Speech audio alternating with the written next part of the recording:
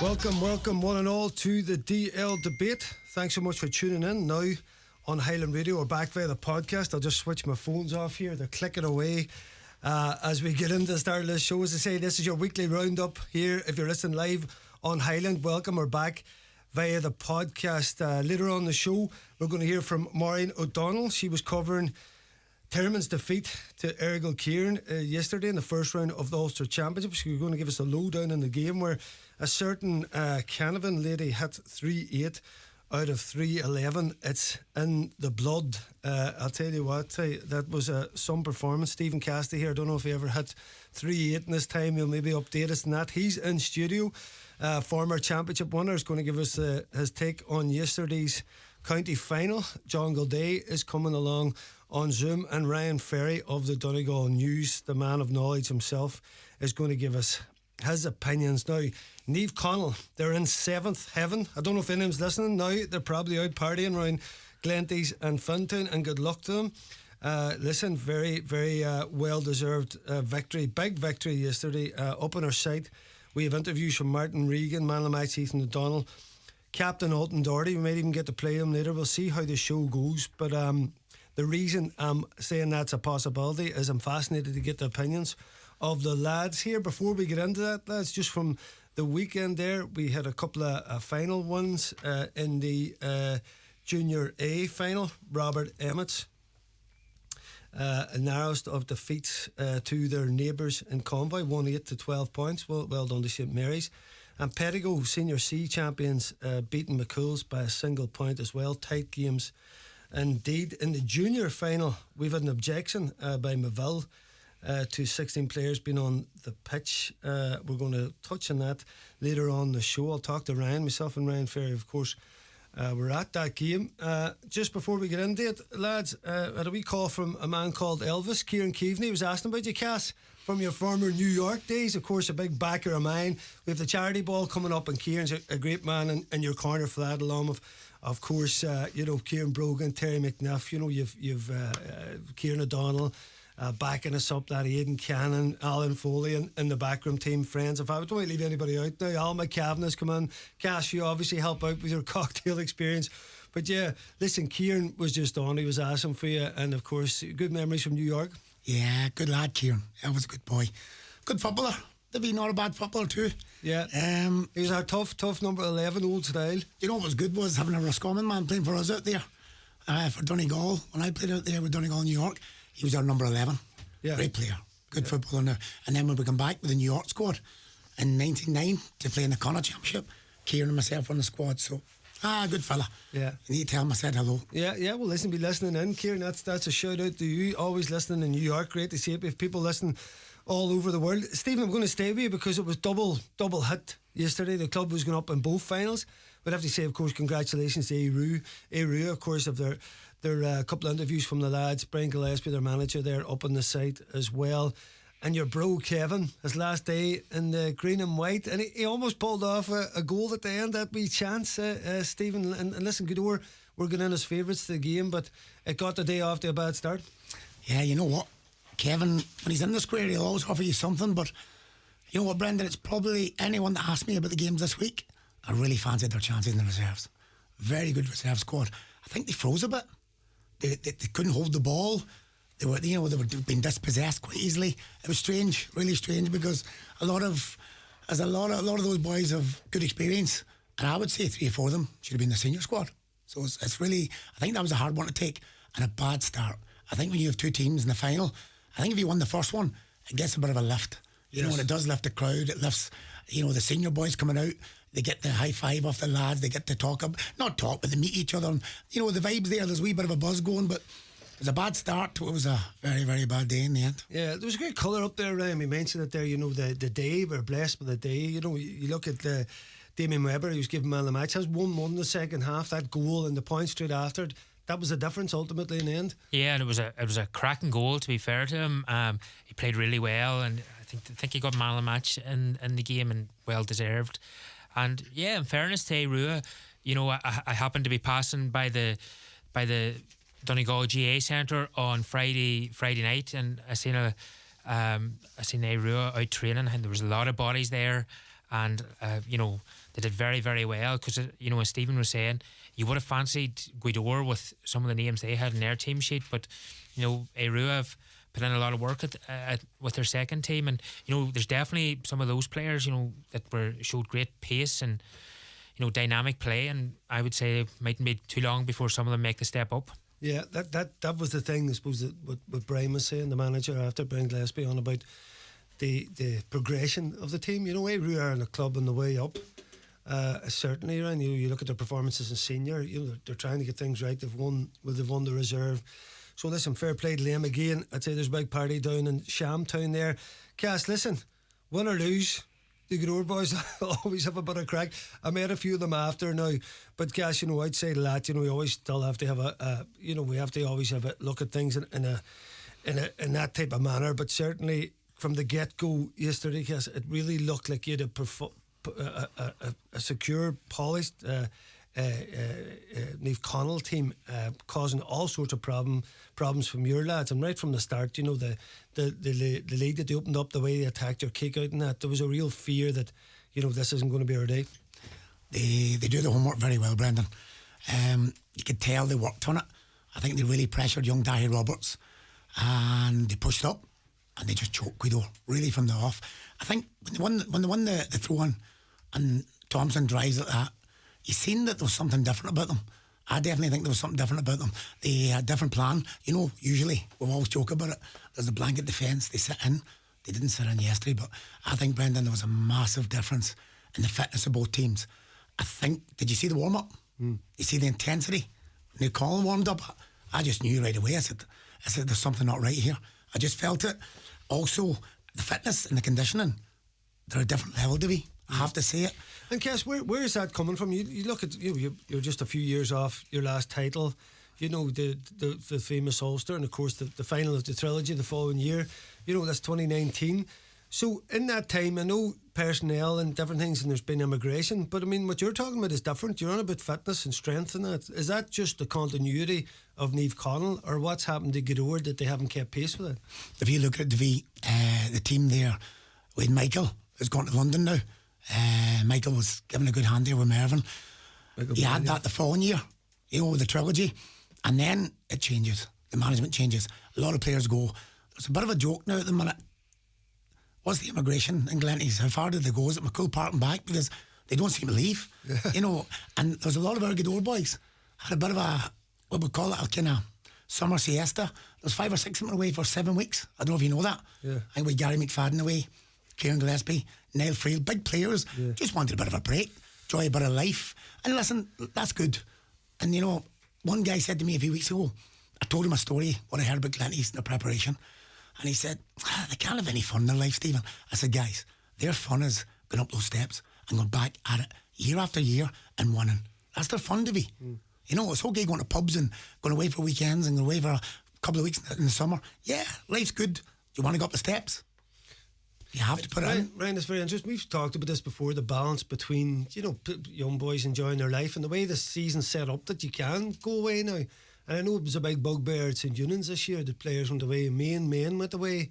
And if you look at everything as Cass is saying there versus Naomh Conaill, a lot of teams have players away, none of their players. Well, I know young McGettigan went away, he picked up an injury. I think there was one other player away, but he was back early.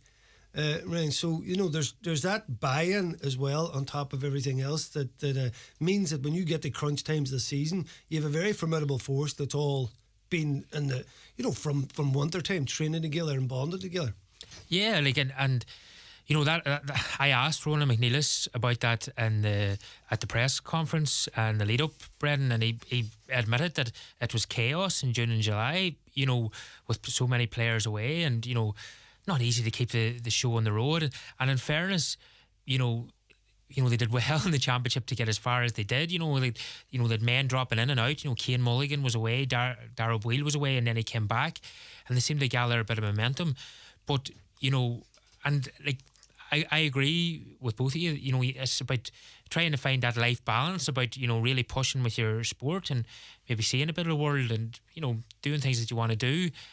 But I suppose the reality is that when Gaoth had chaos on the training field in June and July, I bet you Naomh Conaill didn't have it, like, you know, and they were, you know, they were really driving, and even, you know, you look at, like, I think of the 20 players that Naomh Conaill used yesterday, 10 of them are in their 30s, you know, but their conditioning is excellent, and, you know, they're really putting in a big push, and, you know, like, you know, you mentioned St. Eunan's, a few fellas went away. Again, it's about striking the right balance, and that's not saying that if everybody stays at home, you're going to win championships. It's not like that. And, you know, Naomh Conaill pointed out that big Kieran Gallagher is away, and, you know, he was super county minor and was a big part of that team, and he's a player that did leave. But at the minute, they've got a real good culture in Naomh Conaill, and you have to really earn a starting place in that team. Like, the youngest player in that starting team for Naomh Conaill yesterday was Oran Doherty, who's 23. You know, like, that's, you know, nobody younger than that is able to break in. You know, it shows, like, at an inter-county level, you nearly break in earlier than you would to the Naomh Conaill team. So yeah, and Brian, listen, interesting points, and from that, I suppose, that 4 big teams that we had a few years ago, which any of them you'd have thought in any given day could beat each other. It really looks like now, and people are talking about it too. If you look at this season, really, Naomh Conaill are a good step ahead of everybody. I mean, let's be honest about it in terms of how they've taken teams apart. And even though they only beat Eunan's by a couple of points, Cassidy have been by far the most, you know, sleek outfit. And we talk about tactics and continuity and now everything. You know, they look as if they're getting better and better, which is a real danger. That's why I say to you, Stephen, around where Gaoth are, you look at Gaoth's performance yesterday in terms of Naomh Conaill, and everything was right about them. Every line was right, you know, 11 scores and how they sat and broke and how they pushed up in your kickouts and that. It was real, like a complete performance. But that's what we've seen in the last number of games from them.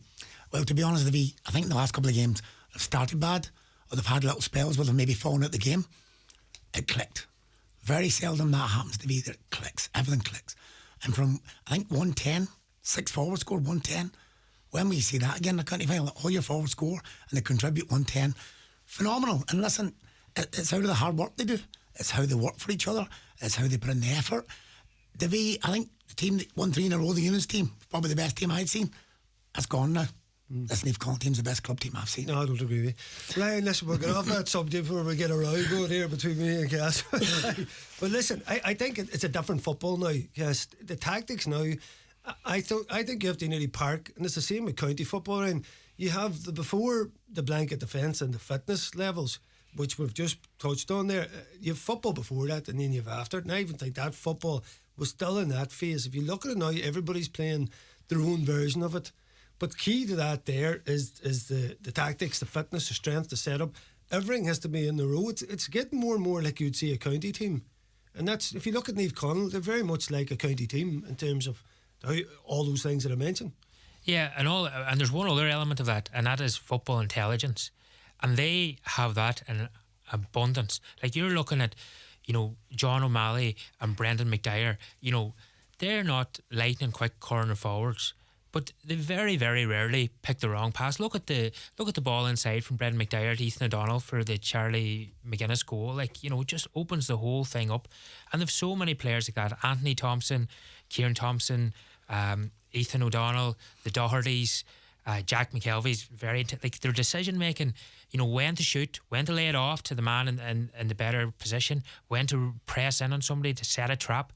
Like, there was it one of the kickouts early on went to Ryan Ferry, and like, it was under huge pressure, like, and they just really seized in on it, and like that. They've so much going for them, and they don't have. You have a man, Mark Arnold and Doherty, Ryan, who's as good as you'd see. You know, you're looking at twice now. I mean, Dara O'Boyle was going in as probably Gaoth's main player. The last day was Naomh O'Donnell, and you just look at Alton, and he is ready for them type of challenges. You know, and you have all these guys, as you can say, he can do this job, he can do that job, he can do that job, and then in the collective, then when they get it, as you say, the composure on the ball is a very, very difficult thing to unlock. You know, yeah, and like Alton Doherty is a great story. You know, like he got injured in the 2021 county final, and you know, probably in a different club, you know, they maybe would have been rushing him back, And in fairness, you know, and Naomh Conaill, I know he came on against Carrigan last year in Ulster, you know, but they gave him his time so that he could recover, you know, as well as he can. And like, you look at him now, like, how often does it take players a couple of seasons to get back to their best? And he is right at it at the minute. He's super fit. He's in great shape. And like, as you say, you know, he's blocking off players. You know, he's putting the Niall O'Donnells and the Darrow Wheels onto their weaker foot at all times. And, you know, they have those man markers. They've got the quick transitional players. And, you know, they're not missing much up front either. Yeah, indeed. And I think John Gildea has joined us. John, are you there? Yeah, no, I was busy listening to you extolling the virtues of Naomh Conaill, so I was quite happy to let you guys talk. Yeah. We were doing all the praising anyway, John, and I'm sure you want to join in and congratulate the boys on that. Yeah, listen, it's another amazing achievement. This one, I would say, is particularly special because, you know, as Cass alluded to earlier on, you know, we beat 3 of the big 4, us being the 4th of the big 4, so, you know, we left one behind us. And I believe, you know, that's the way the club feels against St. Eunan's a couple of years ago when we did the same thing. We did a good Kilcara-Gweedore and then came up short against a good Eunan's performance on the day. So I think it was important that, you know, they laid down that marker and, you know, beat the so-called big 3 to claim the title. But it was a very polished, accomplished performance. You know, I felt in a way, and I don't mean to be in any way condescending to Gweedore because I know they're a very proud club, but it's a young side. A lot of young players coming through the under-21s, and you know, in the word of Mike Tyson, everybody has a plan until you get punched in the face. And I think from a football perspective, you can train all you want, but you don't know how intense Naomh Conaill are until you actually face them on a championship day, particularly a final day. And then the way they came out of the gates, left Gweedore chasing, probably altered their entire game plan. And we all know, and we've all played in games where it just gets away from you. And a couple of crucial moments where, you know, Naomh Conaill were flying, kicking wonderful scores. And then Gweedore went down the far end, maybe dropped the ball wide, kicked a free wide. Everything they needed to go right didn't, which was unfortunate for them. And then on the other side of the equation, you know, some of the best scores I've seen in McCool Park, were hit on Sunday. And that's what I was hoping for. And I said it to you on Friday night, or on last Monday night, was that I was hoping Naomh Conaill were going to come out and go at this.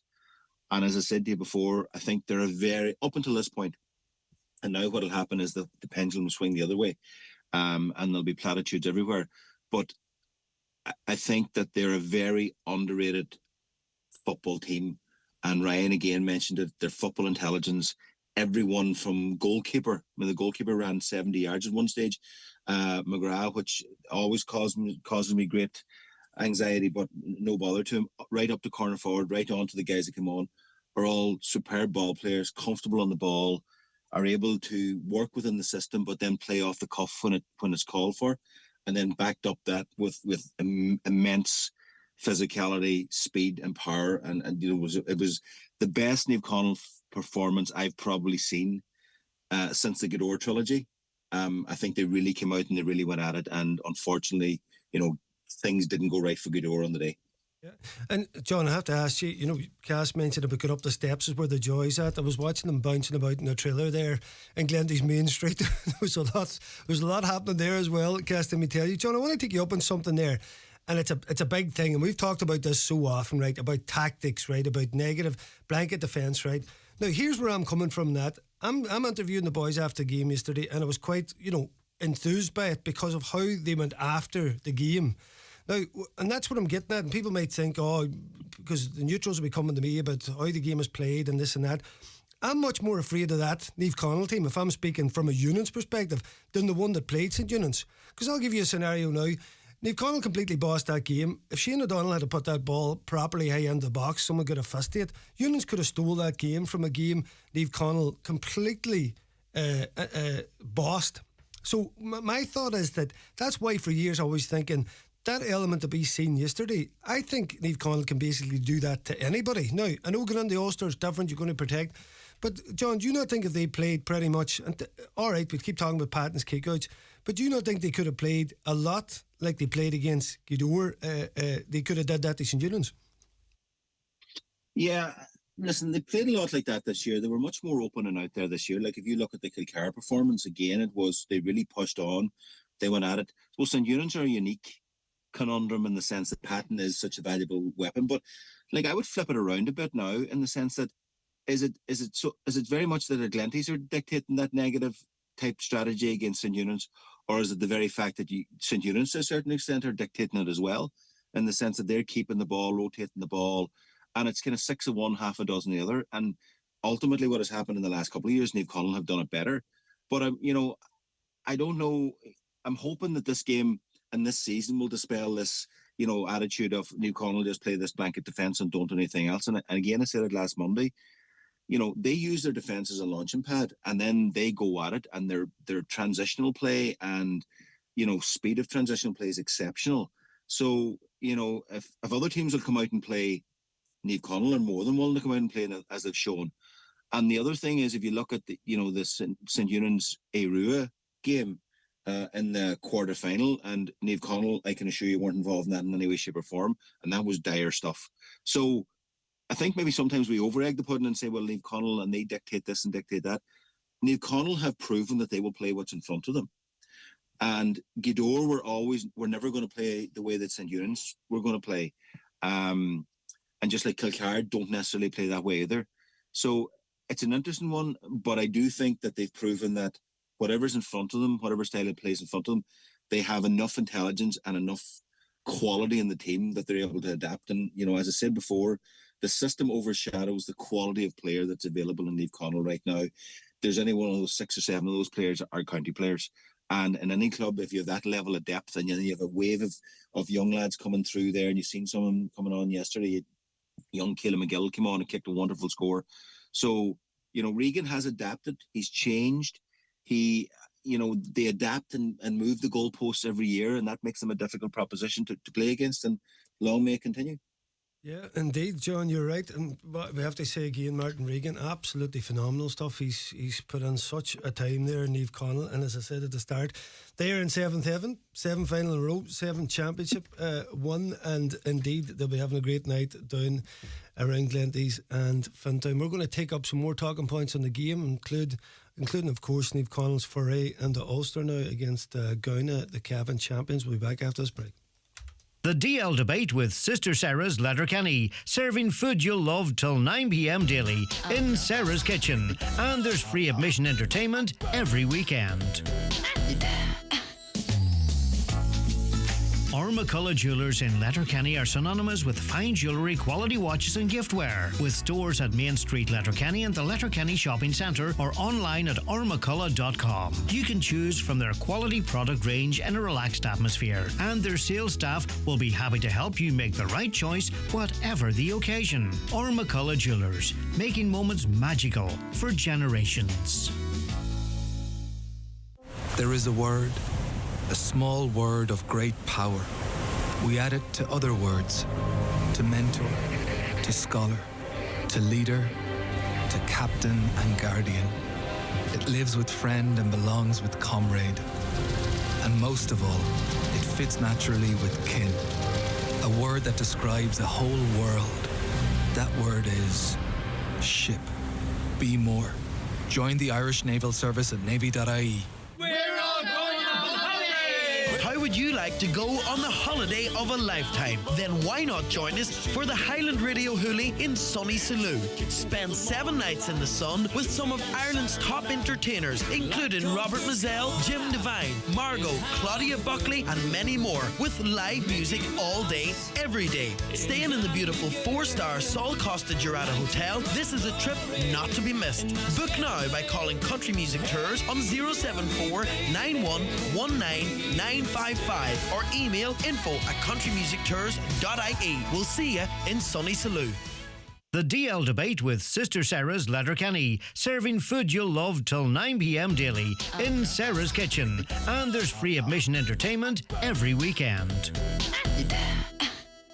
Welcome back, boys. We're going live. Joe Dex is here producing. As ever, good man, Joe, keep us right. We're warbling away in the background, boys, having a good old DL debate. We should just be recording all this, and we'll put it out later. Sometimes you get the better stuff off air. Lads, I was just mentioning there, Naomh Conaill now representing Donegal going into Ulster. And Ryan, good luck to whoever's going to take this team on. I'm sure the Gaoth boys looking at that video and probably looking at previous videos will be saying this is going to be some test. It's up in Cavan. They're back-to-back champions. Posted a huge score themselves against Kingscourt yesterday. But you think, Ryan, we talk about some of the giant teams that are in Ulster. Of course, Naomh Conaill won't be looking past this game, but certainly, Ryan, for any side that they come up against in Ulster, they're ready. They're going to be hard to beat. Yeah, they are now. Scotstown are going to think the same, and Crossmaglen are going to think the same, and Kilcoo. Like, in fairness, to make an impact in the provincial club, you have to be a well-seasoned team, and you have to have some ups and downs in the Ulster Club Championship. And Naomh Conaill have had all that, so like that, Gaoth, as you say, they steamrolled to the title yesterday, but they were 6-2 down at a stage in the game, and they turned it around in the first half. And I think one of their county players, Conor Brady, went off injured, and after about 14 minutes, so it'll be interesting to see where he's at. Like, knowing they've got a couple of very good forwards like Conor Madden, Cian Madden, Oisin Pearson would have all played for Cavan. Now, the other hand of that, people would have said that Cavan hadn't got great forwards at county level. So, will Naomh Conaill be fit for them? Like, I think it's a good tie, and will be, if they win that, it's the Derry or Tyrone champions. Both those finals are on this weekend. Probably clear favourites in both of those finals, and Waddy Graham's and Errigal Ciaran. Yeah. But it mightn't play out like that. You don't know. But I think this Naomh Conaill team now will be really, really targeting Ulster. I think they'll think they're well primed for it. It's not going to be easy to win it because, as we said, a lot of quality teams. But they'll be disappointed how they got on last year against Carrigan in Corrigan Park. Just a game they left behind them, no doubt about that. And a couple of weeks now, they'll enjoy themselves over the next couple of days, and then get back to it. Is the likes of that Carrigan game a game where they didn't maybe put the game completely to bed with that attacking element? Like, Ryan, listen, I'm praising Naomh Conaill because I think they're a serious force going forward if they really go after teams. Is that something in that game that you'll learn from that if they're in a position they'll put Gaoth away? Yeah, like as you said, it was a last minute goal, wasn't it? They took it to extra time last year for Carrigan, so there is always that threat. Now, the one thing I would say is maybe Corrigan Park is maybe a little bit different to some of the other county grounds. There's not the same kind of vast space that definitely you'll get in Breffni Park. Yes. Now, I'm saying that, presuming, and dangerous to presume things, that the game will be in Breffni Park in 3 weeks' time. I'm not sure about that, but if it is, I think it'll suit Naomh Conaill. Like, they went up 4 years ago, played Castlerahan up there, and won quite comfortably. So I would be tipping them to make the Ulster semi-final anyway. Yeah, some tight teams in there, Cass. You mentioned Crossmaglen.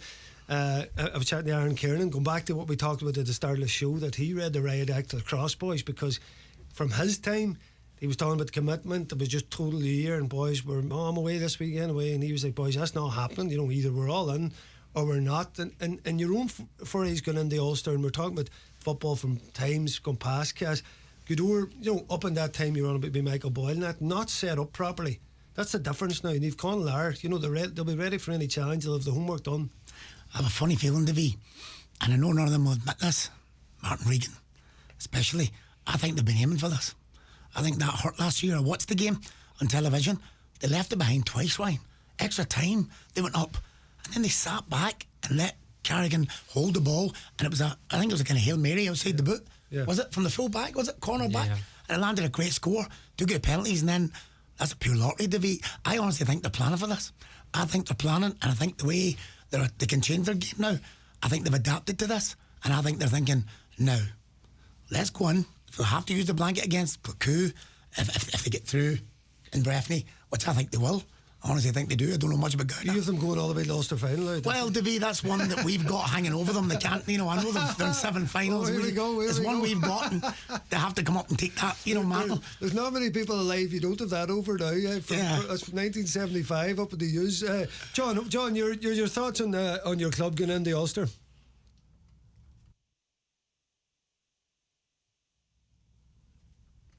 we lost him? I think, John, we've lost you there.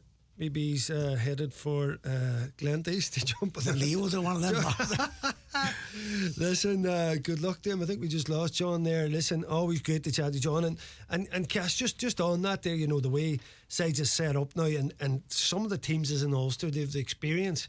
And that's what you know, you look at different sides going in there and you need to have that kind of continuity, you know. But they've called now 7 finals in a row. They left a game behind them there last year. They've been to the Ulster final. They've been there a couple of times, you know. And those players, as Ryan mentioned, they're all still there. So it's not as if you've a dressing room at any kind of situation now. And that's a wild, strong element to have, to say, right, we have resolution in us that no matter what happens, is weather, team, what pitch, what ground, you know, we were able to deal with this. I think they're an ideal team to have a crack at it. I suppose when you look at them, you can talk at the other teams in and around Ulster. Yeah, they're going to prepare well. You're looking at Waddy Graham's as one of the big players. Kilcoo, very, very, very, very top class side.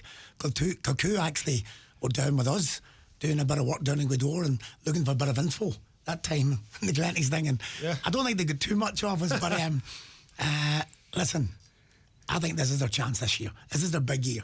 There's no point in saying they'll go back next year. I think this is their big crack at it.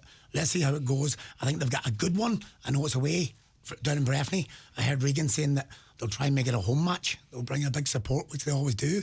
I think they're going to give us a real rattle this year. It'll be interesting to see how they get on now. Yeah, but as you mentioned, Ryan, there's some serious powerhouses out there that would have even more experience. Again, you're talking about All Ireland champions and sides like that in there. So listen, whatever happens at every game, I think will be a ding dong. But you have to come through, you know, the tightest of tight games against the best teams in the province. Yeah, it's not an assignment they can't do, but I think of all the teams looking at it, Ryan, they're by far the best equipped in the county to do that. Yeah, like it's a fantastic competition because of, you know, everybody's going in as county champions. Everybody's on a high. Everybody's thinking they're invincible, you know, and we're going to find that 8 out of 9 teams aren't, you know. So, like, you know, as we talked about it, I suppose Naomh Conaill have had a tough route. You know, they played St Eunan's in the group, they played Glenswilly in the group. You know, then they had Kilcar and then St Eunan's again and the Gaoth. So, you know, they've conquered all around them in Donegal. And the big thing now is keeping everybody fit. Like, I'm thinking back, did Anthony Thompson not play or went off injured against Carrigan last year? You know, if they can keep everybody fit and on the pitch, you know, they have great trust in their players. And you look at the players that didn't even get on yesterday. Dermot Malloy, you know, Daniel Gildea was a county under 20 player this year. Marty Boyle, you know, those fellas will all be pushing as well. They'll all want to play in Ulster. You know, they've got their floodlights up now. You know, the players themselves played a key role in that and fundraising for it, driving it on behind the scenes. You know, so, you know, the floodlights were for preparing for Ulster Club Championships, and I expect them to give it a good go. Yeah, wintertime football, Cass, that's the thing. You know, everything changes. And again, that experience you're going back to, as Ryan was saying there now, you know, everything's, you're thinking that this has been lined up for this, that they've actually been preparing to have an assault on Ulster. Because, Ryan, I suppose, Cass, when you think about it now, you know, so many finals now and so much success recently. Like the next step, and I said that, and as I say to Martin Regan and the guys yesterday, you know, the next step for this team is an Ulster title. It has to be, Davy. I mean, 7 finals. You said they've won 7 now. Got a 7th. You can keep coming back to the well, and I think he's lucky. I heard him saying that most managers go chasing players and asking players not to go away. Regan says they just keep coming back time after time. He doesn't chase them. They want it. They're driven. What more do you want than in Ulster? If you've got players like that in a squad that they've got, and I think they're going to give it a real go. I think they're in a great position. They're really well conditioned. They're well coached, to be. Very well coached. Like watching their back. I read today in the paper, I think the Donegal News, I think it was AJ saying, got a hand at the backroom team. Yeah. They really had us ready for this. They covered every single base and they prepare us so well for whoever we're playing against. I think they're honestly the next best thing to a county team. So they're going to give it a real crack.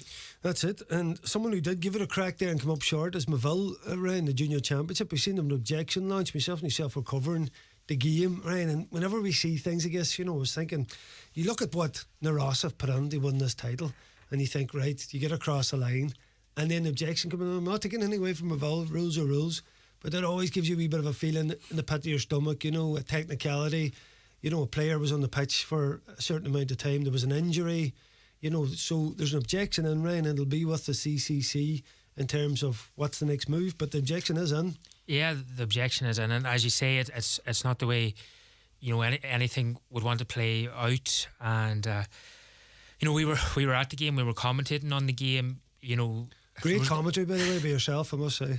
There was confusion over a substitution. A man was injured. You know, listen, it's hard to say too much on it. You know, was there 16 men on the pitch? Was there 15 men? There was a lot of confusion at the time. Now, the man that was injured didn't get involved in the play. Yeah. And there's different people that are saying about time periods and that, you know, and there's people that have wrong information on that. Yeah. So, you know, the CCC hopefully will be able to tidy it up.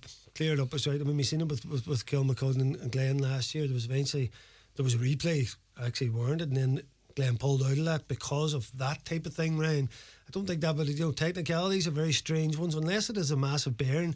And we see obviously from the Kilcar Naomh Conaill penalty shootout a few years ago, there's a fine handed down. So listen, remains to be seen, lads. We'll leave that in the hands of other people to decide. For now, lads, that was a brilliant roundup. Thank you so much, Stephen Cass, Ryan Ferry, and of course John Gildea there for your input, lads. We'll chat just as the season goes on and say we wish Naomh Conaill all the best in Ulster. We're going to speak to Maureen ODonnell after this break. The DL Debate with Sister Saras Letterkenny, serving food you'll love till 9 p.m. daily in Saras Kitchen. And there's free admission entertainment every weekend. Níl éon rud níos láidre ná an dáibh idir hiblíní na cóchuimh ní uile sin na héadaí córínse, ordan córínse commartas árán orifíse, rudaí idir hiblíní tasat. Go dtí go neir duine agaí gur féidir le go ná éilí ar be fearas gáis a Jesú, agus bristar an dáibh go jo. Bhí mar leag sa gás sin nach rá. Ní rá. Go má. Úsáid sútálaí gáis chlórithe I gúnlaí, nó de tá gach rud a chur am mhail. Amsí sútálaí ag rgi.ie. This is an emergency appeal from UNICEF for children affected by the crisis in Gaza. Right now, hundreds of thousands of children are in extreme danger. They need medical supplies, shelter and clean water. UNICEF is on the ground in Gaza. Please donate now at unicef.ie. Thank you. The DL Debate with Sister Saras Letterkenny, serving food you'll love till 9 p.m. daily in Saras Kitchen. And there's free admission entertainment every weekend. Yes, welcome back. Now we turn our attention to the Ladies Ulster Championship. I'm delighted to say I'm joined by Maureen ODonnell. Maureen, how are you this evening? Not so bad. How are you getting on? Not so bad, but not... Yeah, listen, you're a Termon lady, and yesterday, Mo, things didn't go well in the first round of Ulster. You were up covering the game. I heard you just on the way in, Mo, because I had to get up kind of early, so I heard the first updates and that. But listen, it was a game Termon never looked like they could win. No, they actually didn't. Well, truth be told, they didn't really, especially after the first, the first quarter was over. It kind of was all Errigal Ciaran after that, it's really disappointing, I suppose, for the girls themselves. They're really good contenders. Talk about a team that have contended Ulster over the last 10 years, 13 years. They've been really, really good. I suppose you could say that was their 8th appearance yesterday in Ulster. Hard to believe. They have 2 Ulster titles. They've been runners-up 5 times, and of course then they went out of the quarterfinals yesterday in that disappointing manner. What can you say? It is disappointing from a Termon point of view and from my own point of view watching it, but they just never seem to get into it, Brendan, at any stage, Yeah, and listen, we have to obviously mention Canavan. As soon as I seen the name, I texted into McGinley, it's like, where does she come in the So that's Tommy, the current Errigal Ciaran men's captain. She'd be a niece of Peter. Yeah. Her performance yesterday, Mo, was it one of the best you've seen? Listen, how would I sum it up? I suppose in terms of the overall team performance, they had a really good team performance all round. Now, she obviously had 3-8, so she would come off as a player that, you know, was phenomenal yesterday. She's actually very consistent free taker, very cool and calm and collected in front of goal, you know, an excellent leader on the field. And as you say, like, she's the niece of, you know, legendary Peter Canavan. Where do you go for the footballers in her blood? He also had another niece there, Claire Canavan, the captain, and she was playing at half back as well. And Anya Hart, who is Peter Canavan's daughter, was actually on the line. She should have been playing. She was playing in the 2015 game against Termon and the Ulster quarter-final and the Ulster semi-final that year. But she had injured herself 5 weeks previous, Brendan. She was out with an ACL injury. So, you know, they had lost a big player as well. But like, back to Maria Canavan, her performance, like, you have to look at the scores. Like, they got 3-11. Termon got 2-4 yesterday. 3-8 of the 3-11 came from that one player. But of course, 3-6 were from spot kicks, Brendan, if you get what I'm saying. Sure. And 2 other points were from play from 2 other, one a substitute and one the corner forward as well. So, you know, was the discipline in the tackle, Mo, exactly the biggest thing then? Exactly, like, you know, but Termon were under severe pressure in defence because Errigal Ciaran were pressing forward on them the whole time, pressing on their kickouts and attacking, like, and very fast as well. So, you know, you end up, when you have a markswoman like that, and when you have a consistent free taker like that, you try to maybe minimise the damage in front of goal. You look then at the scores Termon got 6 scores yesterday, 6 scores on target, whereas Errigal Ciaran had 14 scores on target, Brendan. You know, Errigal Ciaran scored two from play, Termon 1 from play, but like both, when you weigh it up, 2 scores each from play. So it was a funny game. Like, whilst there was 9 points in it, Termon were 9 points adrift in the first half, and they ended up 10 points adrift in the second half. There was one stage, like, the scoreline didn't really reflect what was going on out in the field, if you get what I'm saying. And there was one stage of the game, and this was really the turning point, I think, for Errigal Ciaran, is that Kieran McGarvey got a penalty, I suppose, which will level things up at that stage, 1-3 apiece, and, you know, it sailed, or 1-2 apiece, and it sailed over the bar. And at that stage then, it was a slippery slope for Termon. You know, they of course had 2 girls in the sin bin in the first half, one on the 20th minute and then one on the 27th minute. That didn't help things, and, you know, they went in 9 points down. But you would have thought Termon could have come out maybe in the second half and maybe improved on that, but it seemed to just go from bad to worse for them yesterday. And, you know, not a reflection on the team at all, Brendan, to be honest with you. They're really good contenders, really good team in Ulster, but I'm sure they'll just be very disappointed in themselves. But in saying that, Errigal Ciaran were phenomenally good yesterday as well. Like, you know, you look at their passing ability, their skills, their attacking play, they were well drilled for the game. And again, they had home advantage, Brendan, so that's always a big thing as well. Yeah. The sin bins, Mo, your views on them, were they just a part of what you were saying? It just wasn't going to be Termon's day yesterday, and that was what did you feel on the warden of those sin bins? Certainly, you know, that gives a massive boost to the opposition. Absolutely does. Like, and myself and Adrian McGettigan and Kevin McGettigan, the 2 Termon managers, after I did a reaction piece with them after, and what they were saying is that they found they were a little bit naive going on against Ulster refereeing and stuff, that you can get away with a hell of a lot more maybe in Donegal. Is that a good thing? Is it a bad thing? You know, maybe we get away with too much in this county, but I've seen it before with lines people, umpires and referees in Ulster. They're very tight. They don't tend to let a lot away. The lines people are there and they're watching, really watching the play closely, and they're watching every other player as well. And one of our sunbins came from the lineswoman pulling the referee out to the sideline for a chat, and it was after that, you know, it was Anna Geller, who I felt was harshly sunbinned at that stage for apparently sort of consistently fouling, you know, but and then Jodie McFadden's as well. I think it was harsh, to be honest with you. And like the third sunburn then came in the second half, Brendan, and again, like, referees maybe not tolerating any back chat and stuff like that. And, you know, like, and the boys would have said, like, as you say, they don't get away with enough, but then they felt, you know, that their players would be pulled as much, and it was happening there. Errigal Ciaran girls were pulling and challenging our girls as much, but nothing seemed to be, you know, but then I looked sort of, I'm saying this from a really neutral point of view, that's what was going on in the field.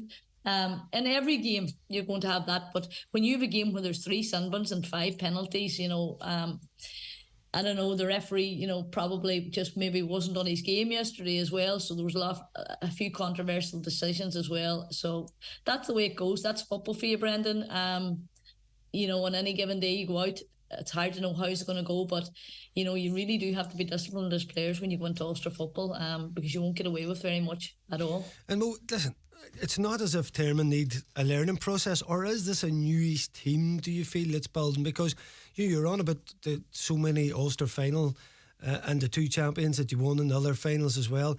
There's time Termon would have gone on and bossed teams like this. Is there a change a small bit in Termon, or are other teams in Ulster up on their game, do you see, at club level? Well, to be honest with you, I was thinking about this. Like yesterday, Donegal, the reigning champions, who've won 2021, is it back-to-back provincial titles, and Monaghan there, they were beat by Antrim's Moneyglass. So, I mean, talk about a year to want to win a quarter-final for Termon and to progress into Ulster when you see the likes of Donegal going out. But, back to that, you can't fault. I don't think it's a case that Termon, just Termon had a bad day, to be truthful. There's still a wealth of experience when you look. They have 5 county players, 2 ex-county players, Roisin Frail and Shannon McLaughlin. They have Evelyn McGinley, Emer Geller, Nicole McLaughlin, Jodie McFadden and Kieran McGarvey as county players. So a wealth of experience dotted throughout the teams, and a lot of great minors coming into the mix there as well. So I can't put it down to the fact that they're not a good team, or maybe not a team of the past. They're a different team, certainly, and football's changing in that way. But to get out of our own county, you have to give credit where credit's due. Glenfin and Moville have been phenomenal teams in our own county over the last number of years, and I have felt that Termon or Glenfin or anyone going into Ulster from Donegal have a real good shot at Ulster, because I feel that some of the rest of the teams don't have the calibre of footballers that we have in Donegal, or we have had in Donegal.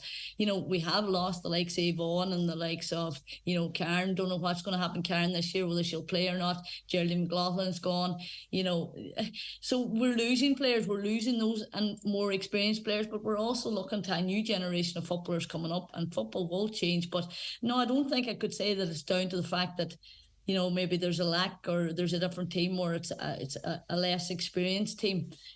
From a Termon perspective, I think it just was overall a bad day, and things just didn't go the way they were. And Errigal Ciaran were really, really up for it on the day. They've only won 1 provincial title before, back in 2007.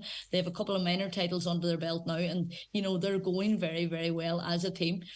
They have a lot of bite and a lot of hunger, so I think that's kind of more of the way it is. What happened yesterday, Brendan. Yeah.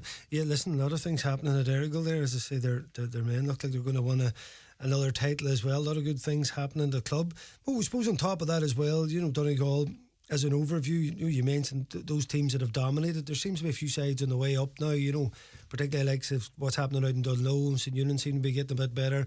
Like, is Bowden a bit better in terms of maybe a spread of teams that are starting to come under it from that real dominating time of especially Termon and Glenfin?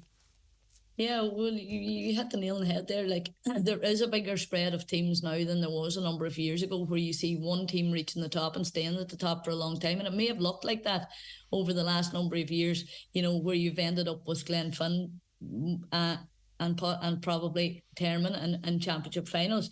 But they have had, I guess, the luck of the green, and in terms of the calibre of players that they've had over the number of years. But yeah, you talked about Dunlow coming to the forefront. They're in a junior championship quarter final next weekend against Coal Island, and I really would put my money on Dunlow for winning that. They won the junior championship here in Donegal with a great victory over Downings. Their girls have won the under 14. The under 16, and just there recently the minor championships as well here. So talk about a team that's going from strength to strength, which can only strengthen Donegal football and as a whole in terms of the Donegal ladies at the minute. So we'll be looking to teams like those teams. And they may be playing at junior level now at the minute, but they're working their way up the board into intermediate and, you know, senior eventually. And those are the type of players we're going to be looking for in the next number of years in terms of a Donegal team. So it's really, really positive. Naomh unfortunately bowed out of the intermediate championship to Antrim's Glen Navy by just 2 points as well, Brendan. So, I mean, talk about a team that's very, very close as well. And, you know, Naomh has been a team that we talked about a lot recently as well. So it's really, really positive, Brendan, you know. Great to see, Mo, and always good to finish on a positive note. And, of course, you might coach the Donegal team in the future. Just bring us on, bring all that knowledge through, Mo. Yeah. Would love to see it. Listen, Mo, Brendan, as ever, if you can make more time for me, maybe we'll see, because I don't know where I'm going to get the time out of. Oh, there you go. Time is always the enemy. Listen, Mo, thank you very much for wrapping things up there as ever for us this evening. Top stuff, Star. Talk soon. Thank you. That's Maureen ODonnell there. Fair play there. That's us out of time this evening, folks. I want to thank everybody for tuning in. Joe Dex for producing as ever, head of sport. Oisín Kelly, and of course my guest this evening, Ryan Ferry of the Donegal News, former championship winner Stephen Cassidy and John Gildea. We now are going to look to Ulster campaigns for the men's teams right across the board. We're going to look and see how they're going. We'll keep an eye on them and keep updating you as the week goes on. Stay tuned, of course, for the excellent Monday night sessions. The two lads are coming in, get the tunes on. Me and Joe will put the feet up now and get a wee cup of tea. Joe, is that all right with you? The thumbs up. I'll speak to you all next week.